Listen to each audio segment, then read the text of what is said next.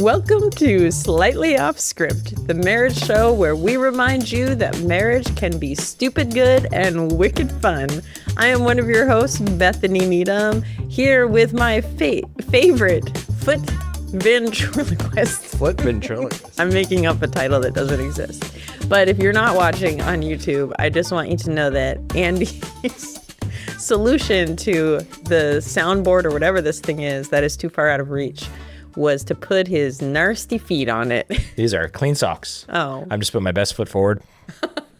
Dad joke. Yeah. Actually, that was pretty impressive that you did the volume, the intro music, all of it. I've been practicing. I don't know. Literally, you've just been sitting here practicing with your feet. No. You weirdo. Oh, man. How you doing? I'm good. I had a funny, interesting interaction with somebody this week that I wanted to talk about this morning. So, I was traveling, as I often do. I was meeting with some pastors, and it was a cool room because there's some people I'd never met before, some people I knew really well, and then people that like that kind of acquaintance thing where like, I think we've been in the same space together before. And a lot of them remembered me from like 20 years ago, like first job, mid-ad-hoc. And then this one pastor comes over and he's like completely sincere, but like, and I know this look on his face because I've had the same experience from the other side where you're like trying to place somebody, but you're not 100% sure like what the context is. Yeah. And so I say, oh, I'm Andy Needham. And he's like, Andy Needham. He's like, is the musician your dad? I was like, no, that's me. The Andy Needham band has been retired so long that he had some image of like...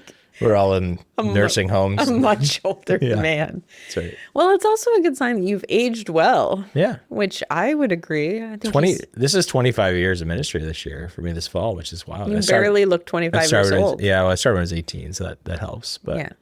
You still barely look 25 years old, so. Didn't you have a weird reaction? You did have a weird reaction, but you also have a weird interaction this week. Oh, yeah. So I've been doing these Pilates classes. Pilates.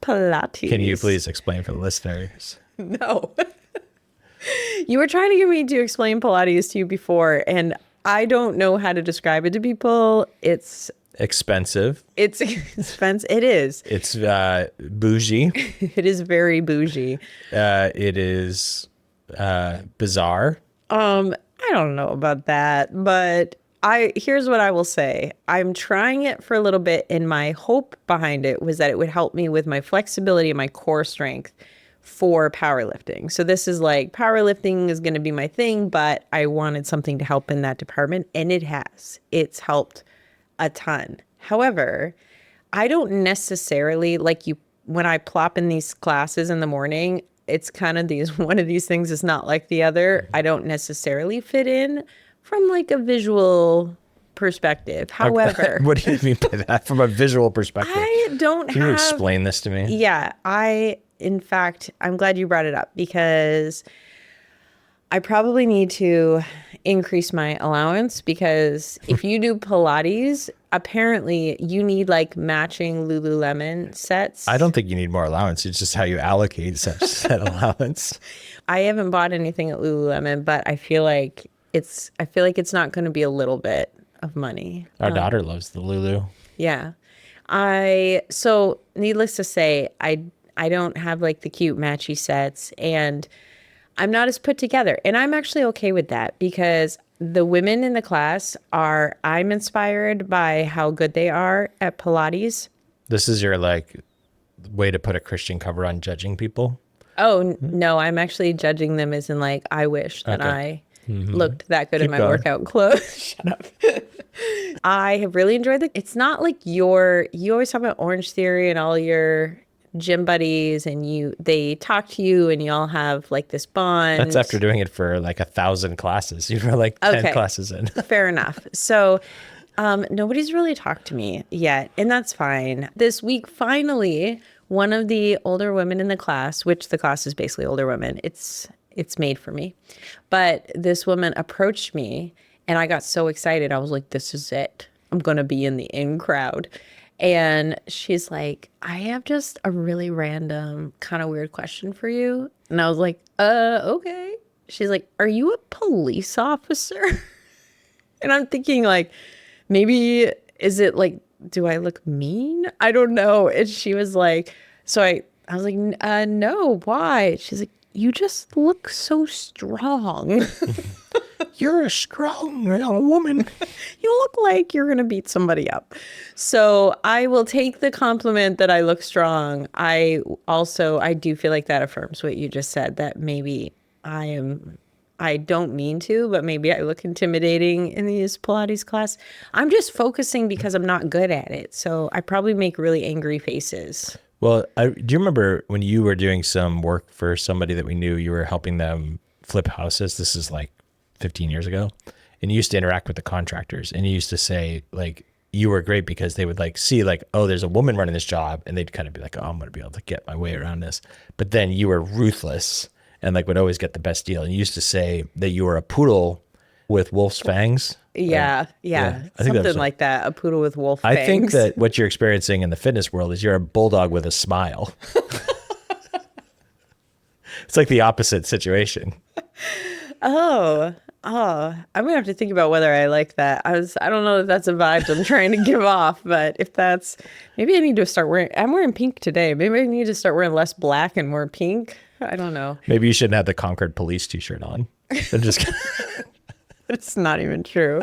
Listen, I need listeners to send me their best tips on how to look less intimidating so I can make friends in my Pilates studio.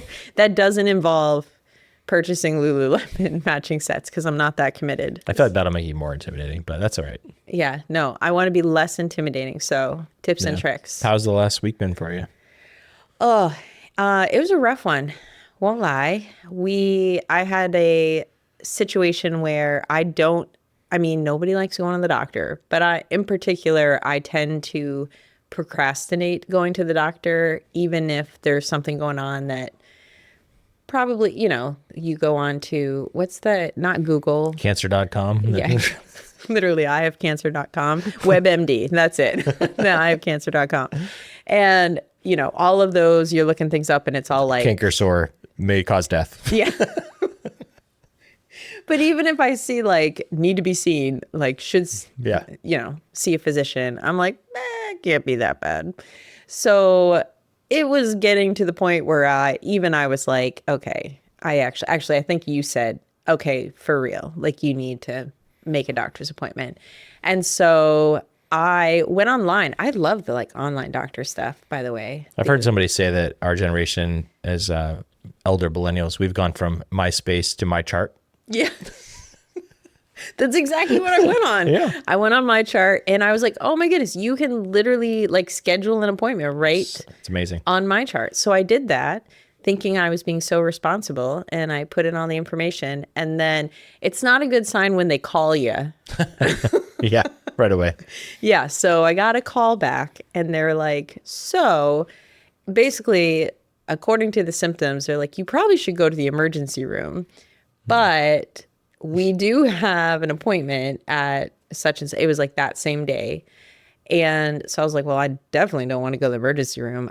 So one of the worst places on earth. The only thing I hate worse than the doctor is sitting in an emergency room. God bless any of you who work in an ER because I don't know how you do it. Yeah. It's not your fault, but it's crazy. Well, and I always think if I'm not sick going in, I'm catching something while I'm waiting. Mm-hmm. So I end up going to the appointment and the appointment was great. Doctor was great. Unfortunately, it wasn't that I found out it's for sure something bad, but I found out that it needs more tests to determine what's going on. And so I have some tests coming up. We'll go with that. Uncomfortable Invasive testing. middle-aged tests. Invasive testing. Not that the test is going to be great and pleasant, but they also like the diet that they told you had to be on was like, you can have like cold water and ice. Yeah. No happiness. Honestly, I don't want to go on a tangent on this, but this was a big thing. They gave me this whole printout of like basically from now until your operation, we need you to do all of these things. And I'm reading that to you and you're like, are you kidding me? Like what? And it was kind of terrible. And I was trying to follow, like I was trying to be obedient and do what they said, I love that you used the word obedient. obedient to what they were asking. But when I started what they were asking me to do, I started feeling worse. Like I immediately was feeling awful. Well, and you've been like on a kick. I mean, obviously you mentioned the gym and health, like you're setting the pace here. And then even in terms of like your eating, you've been dialing that in. You've been doing the hormone research and like being with a holistic doctor. Like you've been doing the work. So it kind of, I mean, that was part of what was kind of hard, I think, for you. You tell me if I'm wrong, but yeah. No, you're right. And I said that I'm like, I have been feeling so good that it kind of caught me off guard to all of a sudden, like I did not feel good at all. And I had this moment where we get hate mail or doctors like, you're not a doctor, you can't decide. But here's what I decided. I realized that honestly, part of how The protocol was not necessarily written for you. the protocol had a different avatar in mind. We'll go with that. And you're building something Yeah. and you have an avatar and you're like, we're all these details about the avatar. Like, I think this was built for someone who isn't generally eating healthy. They have all these other things that just aren't true for me. And so they're trying to basically like fast get all the inflammation out of their body, all of these things that I don't have those things going on right now. And so I made an executive decision that I'm not about that life. And I'm going to go through with the testing, but I'm going to continue my healthy, like what I've been doing because I feel good doing it. And so, yeah, it's been a whirlwind. You've been a champ. You've been very gracious. I don't feel like I've done anything, but that's fine. I've been in it with you, I guess, listening. And Yeah. then, I mean, on top of that, and we won't go into a lot of detail here, but we both have had some things where our parents have faced some significant, both, I mean, I think on the same day, both our parents were in the ER, our moms, Yeah. and that's been hard. I had one day in particular where I was at work and it was pretty crazy at work. So I was managing that and my phone was just blowing up and I was losing track of who the hospital messages were. Was this about me, my mom, your mom? Like what? And it was like I had a moment I like had to sit and just let tears release because it felt like a lot. And it wasn't anything, there wasn't anything I can do. It just, Yeah. So yeah, it's been a lot this week. I think sometimes we have this idea, even in our own lives, of like we have that good day, bad day philosophy, or like good week, bad week, good month, bad month. And there certainly are times that that's true, but I think a lot of life is sort of such a mix of those things. There's real hard things, and then there's other things that are going really great. And so today in our conversation, we want to talk about, I guess with that as the context, like what do you do when you're weary? It could be news, it could be something you're walking through. If you're experiencing exhaustion, I think all the parents of young children are like, yes, that's my reality. Like, how do you navigate that, especially in the context of your marriage? Yeah.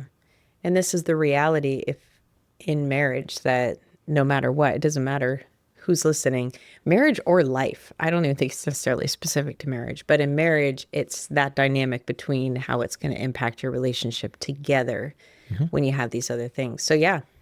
And you're in everything together to a degree, but then you're experiencing different, like, I don't have to go through the test that you're going through, like that, but I do have to, or I get to even to be there for you. So yeah, so let's talk about some things that we've kind of thought about. A lot of this is wisdom that we've gained from mentors, from wise counselors, from books, from different things, experiences, just life suffering.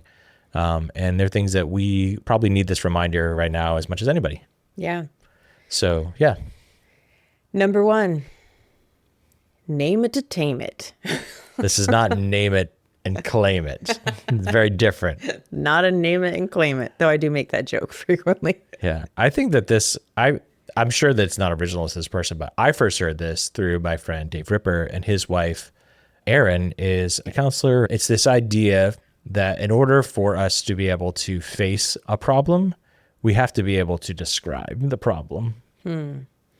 Yeah. And just being able to talk about the things that are hard. What are the things that are challenging us? And because my wiring, honestly, is I want to spin everything. I'm very like, just give me the silver lining. I don't want to sit in the yuck of it. And there's a danger to that. And I've experienced that where I'm just stuffing things down and not acknowledging them, and they're having a worse impact rather than just calling it what it is.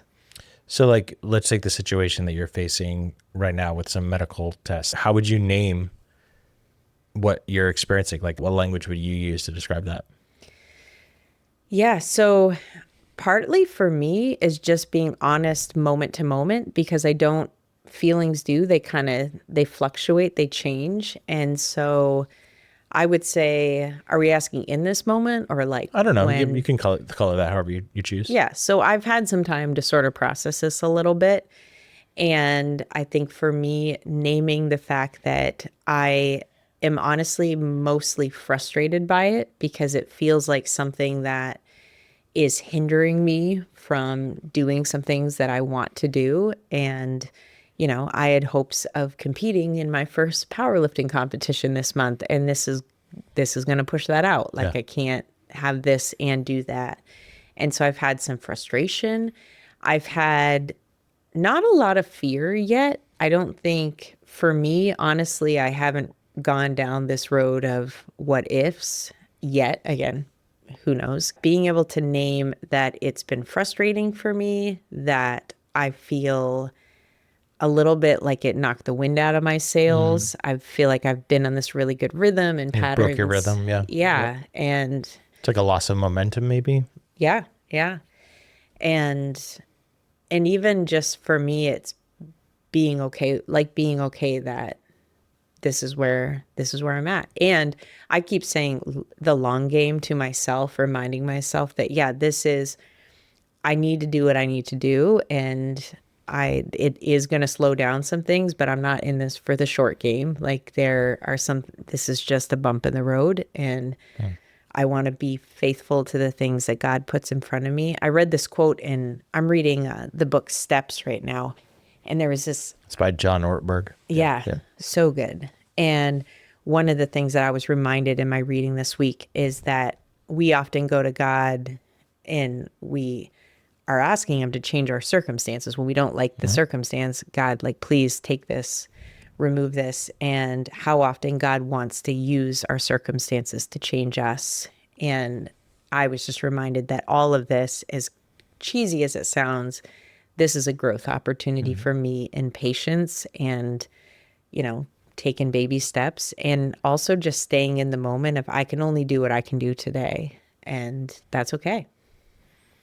Yeah. For me, is the one not walking through it, but try to walk through it with you. Like, it was important for me. This is why community is so important. Like, just to a couple close friends, just like, hey, this is something we're walking through. And it's been interesting because I have great friends. So they're like, how are you really doing? They're kind of pressing how you're feeling. And I feel like for me, it was just like knowing that I wasn't alone in that, like just having some other people that are like, and so that if something were to get more serious or take a turn, it wouldn't be like I'd have to catch people up from the beginning of the conversation. I do think that's where community is important, to be honest. And at the same time, like, I don't need to, we were meeting with friends last night, and Dan was asking me like, how are you doing with all this stuff? And I said, right now I'm doing fine. It could change, like that might change, but it's comforting to know that you have somebody that you can talk to about that kind of stuff. So yeah. I have a friend at work, and we've actually been laughing about this week, because she was one that actually, she was in the room when one of these calls came in. So I had shared what was going on, because she wondered why I had tears obviously coming down my face. And so our joke is, the not asking how I'm feeling is actually a gift to me. Like Yeah. we had a super funny interaction where we were in the office, and I had gotten this news, and she was in there, and I was trying to like articulate how I was feeling. Like I almost felt like I was supposed to. And she just looked at me and she was like, I didn't ask. And then we both just started laughing, Yeah. because the idea, I mean, obviously it sounds terrible, but she was like, sometimes when there's just so much going on, she's like, you don't, like, trying to put words to it is actually more frustrating. Like it's a lot. That's all I can say. And so that's actually been a gift to me this week, is we have actually had some really good tears and laughter over, I'm not going to ask you how you're feeling right now, because this is a lot to process. So Yeah. So I think finding to find language and communicate what you are feeling is an important thing.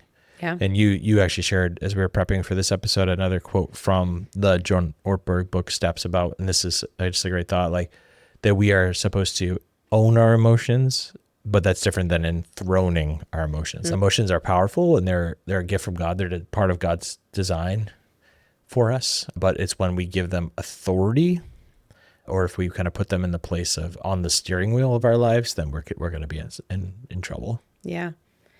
And the flip side, and I think this is where I can be guilty, is I skip the owning. It's almost like a fear. I don't want to enthrone it, but there is that step. Feel it. Yeah. Yeah, like that. It's okay to feel it. And I'm trying to work on that. I'm trying to be okay when I cry and not feel, though I'm not very good at this. I tend to apologize for crying, and I'm like, why am I apologizing? I'm just feeling my feelings. That's the years in Canada for you.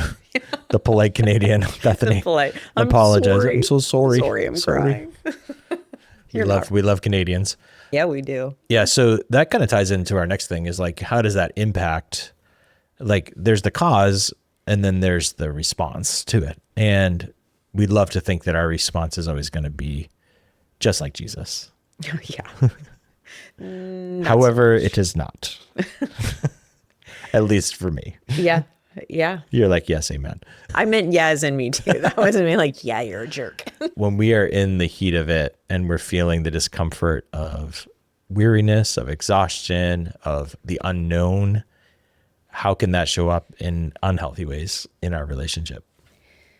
I think personally, I can really struggle with detaching emotionally. Like, again, it's that if I can't even handle my own emotions, I don't want, it's almost like a pushing away from intimacy instead of pressing into it. And that can obviously have a major impact in marriage, is I'm going through this thing, and rather than opening up to you, and sometimes that for me is guilt. I like, to be honest, all of this health stuff, I have wrestled with the guilt of how this impacts you. Like, I got this, because it does. It like when you're going through physical challenges, and I feel guilty. And rather than just, again, this is naming the guilt and being honest with you, I push away and I start getting guarded and I put up walls, and that's not helpful. I think that it was something that ties into that emotional distancing is like the challenge is that we're going to experience these things that we go through. Again, it could just be having an incredibly hard week at work and dealing with a boss that's breathing down your neck, or whatever it could be. So it could be an external factor that, in marriage we get to share in these things, but we experience them differently. Like if you're the employee that's having that experience, and your spouse can empathize with you, but they can't necessarily understand it, and they don't have to go show up for work on Monday. So sharing in each other's discomfort is not going to be like being on the equal footing. And I think that sometimes we can either use that as an excuse to not enter into that mess, or we can almost put a pressure on the other person to be like, no, I'm miserable and you're coming in the water with me. Yeah. I'm miserable. We're all miserable. Yeah. Yeah, no.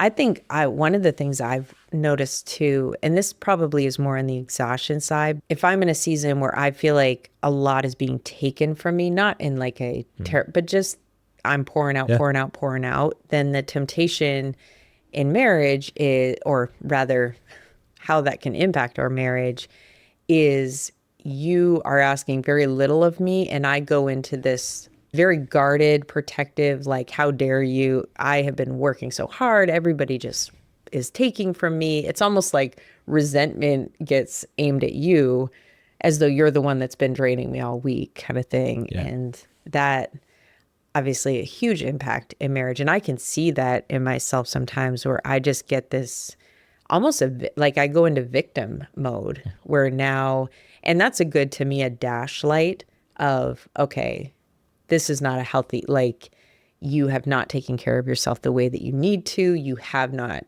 put up boundaries the way that you needed to, or left margin the way that you needed to.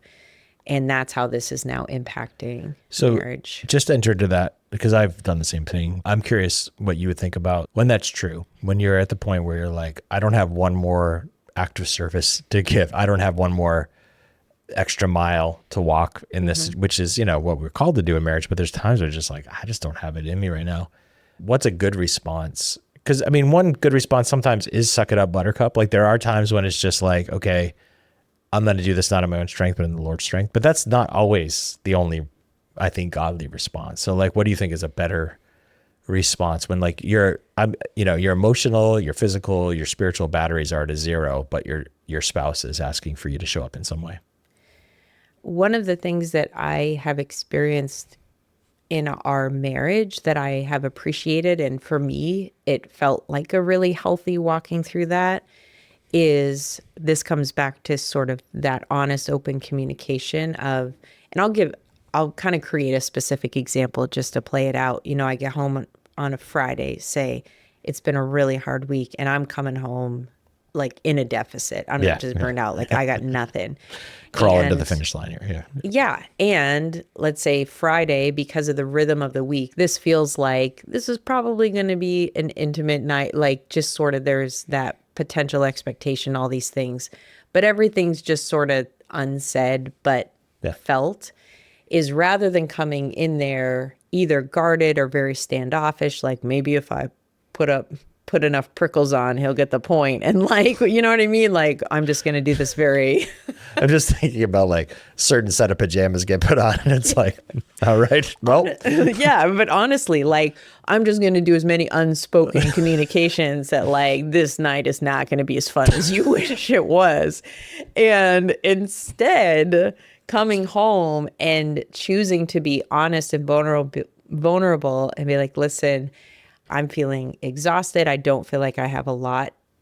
What would be wonderful is if we can make a plan for tomorrow. And honestly, my plan for tonight being I'm going to go to bed early. I'm like, set it up from the get go. Or even the honesty of like, if this is really important to you tonight, I can rally, but I'm asking for grace in this night. And then letting that, and this has happened before. And I feel like when I've done that well, you've responded in grace, like, I completely understand. And we've had a really nice Friday evening together that's very restful. I felt like that's been a much more healthy approach to it. I think that hits on a lot of fronts because the tendency there would be to kind of like, I don't want to exert the energy to even broach the conversation. Yeah. And that can lead to even further like mismatched expectations. And a lot of one of the things I've been kind of recognizing and trying to give language to for you and I in this season, I wish I'd learned this earlier. It's probably elementary that everyone should know this in marriage, but like there are just moments when you're just out of sync. I think of your analogy, you talked a while ago about Awana and doing the 3-legged race. And it's like, there are the moments where it's like, we're a 3-legged race. Like we're like storming down. And then there's times when it's like, we are like tripping over each other because one person is going at 50 miles an hour. One person just doesn't even want to move. Yeah. And so when those mismatched expectations happen, like even just that naming and taming thing is to be like, okay, like what you're recognizing there is that we're probably out of sync. Yeah. Like there's a difference in expectation and not unreasonable. Like it's not, your expectation is not unreasonable. My expectation is not unreasonable, but for whatever reason, we're just not walking in cadence. Yeah. And so when you can actually open that up, and I've even said that I've actually said that phrase to you a number of times, I guess maybe too often, over the last while. I just feel like right now we're just not in sync. Yeah. And that's a way of just kind of owning that gap that exists. And yeah, and I want to be careful. It's not about, let's use the example of Friday night intimacy, mismatch expectation. When you say Saturday, the bigger thing you're trying to say is, this is important to me. This is not unimportant, but I also need grace for this moment. Yeah. Because I think that even in marriage, we can feel like a sense of rejection. Like, oh, they're just not that into you. And if you can say like, no, that's not what's going on here. I actually want to give you my best, not my leftovers. Yeah. Then I think that's it. That for me communicates a lot. That's a good word. Yeah. It takes that initial, because there's risk involved, because I think for me, I do struggle with, I don't want to deal with your disappointment. Yeah. And there is also the grace of allowing you to be disappointed. Yeah. And that's okay. Like it's okay that I'm not always going to fulfill every want or whim. And so that's part of that is also growing for as someone who's a people pleaser is being willing to let my honesty and expressing, this is where I'm at and allowing you to be disappointed and not feel angry about that. Like Yeah. I just let it be. As long as that disappointment is not weaponized, and that's where it can get dangerous. And that's Yeah. the sort of blaming. Like that's another thing. It could happen on either side. You could be the person walking through the weariness and the exhaustion, and you blame the other person for not being understanding enough, or it could be the person that is trying to support the other, and yeah, you're almost like weaponizing the mismatch. I don't know. Does that make sense at all? Yeah. How do you see that show up? I'm trying to think of a good, I'm trying to put Well, I could enter in this one. The blaming thing, I think sometimes what this is a natural tendency is that there's an external reality.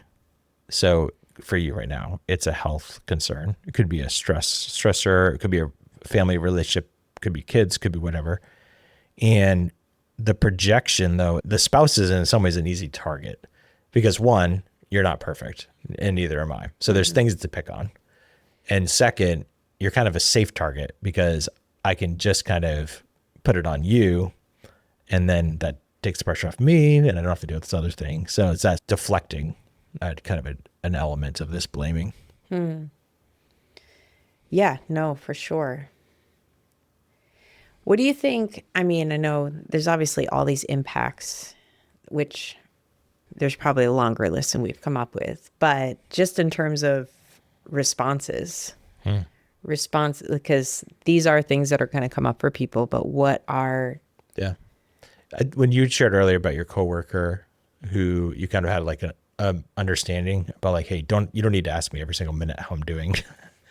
I was thinking about this first one, which is that there needs to be a balance between checking in yep. and giving each other space. I've seen that show up for us in a lot of different sort of exhaustion, tired, weariness. One of those has been when we've been kind of thinking, like last year, we spent a lot of time thinking about the future as we're getting ready to have our daughter graduate. I knew I would be in a vocational transition, and my pattern in any of those process, this is true if I'm buying a television or if I'm deciding the next 2 decades of my life, but I kind of like to run every scenario. You know Yeah. that about me. Yeah. And then typically I end up pretty close to where I started. But when I say run every scenario, I mean spreadsheets, budgets, plans, looking at actual houses, thinking about what gym we might join. And so like there's initially, like I can remember last year, there was like a pioneering, you have a pioneering spirit. So you're like, oh, that's cool. We'll go wherever God wants us. We'll go, which Yeah. you've never lost that. But there were points last year where you're like, I can't live like this all the time. Does that track? Oh yeah. Yeah. Well, you're an external processor and I can be like, I do like to process things, but it's funny. It's funny that you bring that up because I've thought this week at work. I'm actually somebody who, if I'm facing something like the health stuff, everything that was going on, what I actually want to do is I want to do the thing I need to do in front of me. And I don't want to just sit and talk about how I'm feeling about it. And it's not that I want to ignore it, but there's a side of it where I do better when given a little space for a bit. Like, Yeah. let me just sit with this. And it can be harder for me if I'm forced to just like, let's sit and look at this and talk about Stare it. all the Just watch it, the paint Yes. dry. And in my mind, this is like my wiring, right? I was like, we could stare at this and talk about it all day. It's not going to change anything about it.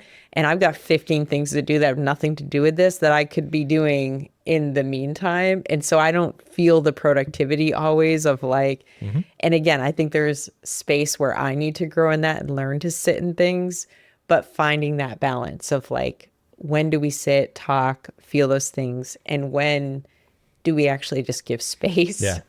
Well, and we had those conversations last year where it's like, and the answer is not, once you make a decision, let me know. That was not how we did. We just were like, hey, we can't live every night just scrolling Zillow and thinking about every single scenario. And so I think we got to a good spot, but yeah. Oh yeah. Much better than we started. We're still here in New Hampshire. So just like all these other things, I end up buying the first TV I look at, and we're in the same house. So I want to say the other, in terms of responses in these seasons of tiredness and everything else, one of the things that I think is actually a real strong point for you, I'm giving you props on this one in a big way, is those sort of micro moments of connection and love. You are very, very good at one, you still write me notes, which I absolutely love, and it means so much. And so this was recently, you had to take a trip. We had, even while stuff was going on, you were going to be away. And for you to put in the thought and effort to go to my journal a couple of pages ahead of where I was and leave a note so that, 3 days later, I open up my journal. You haven't been home, you've been on a work trip, but there's this note. And it seems like a small thing, but those things added up. Like sometimes it's as simple as just a hug, like we're pausing to just hold each other for a moment or whatever it is. And recognizing the impact of those over, like they build up, they add up in a positive way when you've got all this stuff going on, and it can't all be extravagant things that you're doing to connect. Sometimes it's just these little tiny moments. So, yeah. yeah, one of the funny traditions that we have in our marriage is the Target care package. Yes. Oh, okay. I'm going to say this one because I don't remember when you started it, Yeah, but it's such a, again, these are not like extravagant, like crazy things. It's just something that and we maybe do it once or twice a year, but it's kind of a funny one. it's been, if usually when I'm sick, you've been really good about, if I'm not Yeah. feeling good, you go to Target. You're not like big into cut flowers. Yeah, no, I like odd things. Yeah.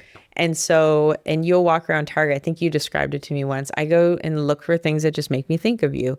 And then it's not big. Again, this is not a major money purchase or whatever. 30 bucks or something like that. Yeah, you come home with this bag full of just random, and it always just makes me laugh. And I love it. It often will have like my favorite snacks and a just random whatever. And again, I got to stop buying the face masks because I feel like I buy those and I was like cleaning at our bathroom closet the other day and I found like 4 of them. I'm like, I guess that was not really one of your jams.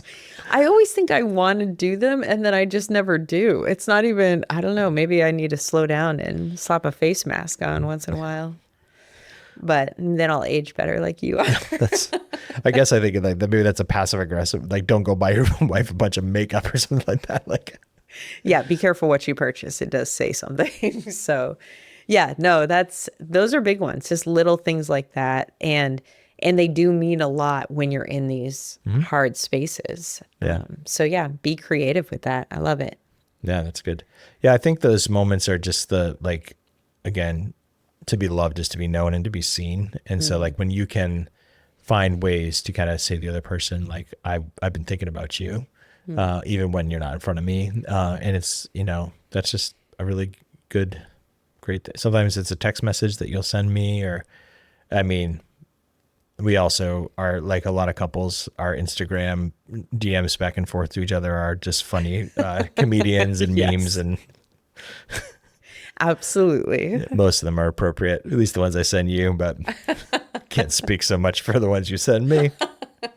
That's why I only send them to you, but they're hilarious. Come on.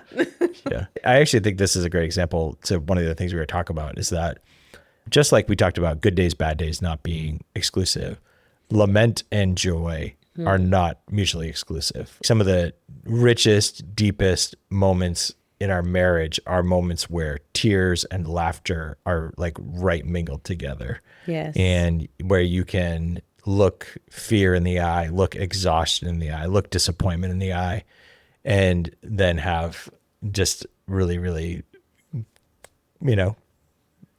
great moments of just humor. Yeah. Yeah, this is something that I enjoy a lot about our relationship is you are somebody that I am as comfortable crying with as laughing with. And I feel like we do both of those things a healthy amount. And when it's a more intense season, often those things can start to mix together. And we've had, even this week, moments where sitting out on the back deck, I will not go into detailing. I recognize that it's not all appropriate, but we were both talking about these really hard things that we're facing, but also cracking jokes around it, and we're just dying laughing while we're also Yeah. being real about, man, this is really hard. Like some of this is frustrating or sad or whatever it is. But then also, Yeah. like, my abs hurt. I was laughing so hard, and it was a beautiful mixture. Yeah, I think, in certain contexts, like inside jokes can be like, oh, you're being so exclusive, like you're excluding people. Well, marriage is exclusive. And so like, I think inside jokes are like one of the best things about marriage. Yes. Yeah. And sometimes like there are ones that some we've shared on the podcast, some we've shared with other friends, and there's ones that we will never share. Like this next one. No, just kidding. And that's all the time we have today. I just think that that's a really good, a good thing to be able to remember that, and lament is an important thing, and grieving loss. I lost a dear friend to cancer last year, and, the most beautiful funerals that you're at, and my friend Nate's funeral was no exception. There are real tears. He lost his life in his 30s to cancer. And at the same time, we sat around and cheered to Nate with Moxie. Yeah, And like we say the told so Moxie many shots. stories. And I mean, that is the life of faith is, we do not mourn without hope, but we do not have hope without mourning on this side of eternity. And so those two things mingled together, I think are a good thing to experience. And so there's going to be things that are put to death. There's obviously the loss of loved ones, but there's also the loss of expectation, or the loss of a job, or the loss of a hope, or, the loss of health, or different things. And how we walk through that, I think, is both that lament and joy mingled together. Yeah. And I just want to encourage, I know as we're kind of wrapping this up too, is to remember a big part of this journey is to be in it together. Like that we're on the same team. Because again, one of the things I think the enemy can often use these challenges is to start to pit us against one another. We joked earlier about that competition, who's the most tired, who's the most Yeah. frustrated, Yeah. who's the most stressed. And Well, you had to deal with that much. I had to deal with this. yeah, yeah. And instead of having that sort of competitive suffering Yeah. mentality, is what does it look like in our marriages in these weary seasons to come together, to be together in this, to just recognize each other's, like, yes, I'm going through health stuff, but it also impacts you. Like, it's not just to me, all of these things, and vice versa. When you go through hard things, it's going to impact. And how do we stay together in that and love one another through it and show grace in it? And I just think there's great opportunity, and the images that I will carry with me that to me are like a picture of what I want in our marriage are images like the other night of just sitting outside with you and sitting in a hard thing and laughing and crying and whatever, just all of the things. That's to me is the goal in this is, Yeah. High School Musical. We're all in this together. Well, I think about it, a few weeks ago, we had the privilege of sitting down with 3 hours with somebody who's meant a lot to both of us, but especially to me, my youth pastor, mentor, best man at my wedding, longtime friend, Peter Vitello, his wife, Tracy, and they're walking through a really difficult cancer diagnosis and prognosis going. That 3 hour conversation is something like, it was hard. We shared very vulnerably things about our lives that they didn't know. They were very candid with us. And we just got to, it was kind of holy ground, a really beautiful thing. And one thing I always remember that Peter said, he said that, I remember hearing this when I was 16, 17, 18 years old, but Peter always said that fruit grows in the valleys. The mountaintops typically are not lush with life. And we sometimes want to live that mountaintop marriage life. And it is in those valleys. It is in the weariness. And a lot of this is unspectacular, very mundane, ordinary suffering. That's where God produces his best fruit. And I wish it was a different way. Yeah. All the time. I wish we didn't live in a broken world. I wish that I didn't have all my sinfulness that you get to experience. And but that is the gift of Christian marriage, is walking in that together. So yeah, thanks for being there with me. I appreciate you. Yeah. Thanks for being with me. Thanks for sticking with me through it. For sure. So you guys stick with me through all these tests and everything when I get grumpy, hangry? We'll see how they go. Just kidding. It'd be the worst. Like, Take it one day at a time. take it one day. We'll just, Yeah. I'm here for it. I got my limits. We'll see if you hit it. I'm here. I'm ride or die. Dude, so Love it. yeah. Well, thank you again to our listeners for taking time to hang out with us on this. For them, it'll be a Monday or whatever day you listen. And thanks for making it not just us alone in this room. Though it's kind of fun. I wouldn't even be sad about it. So There have been episodes that we've tried that and nobody has ever heard them because I didn't hit the right button with my foot. hadn't worked on that. Thanks so much for tuning in. If this is a gift to you, share with others. And always give us feedback on how we can best serve you. We really enjoy the privilege of getting to do this. Absolutely. Thanks for tuning in. Bye. Bye.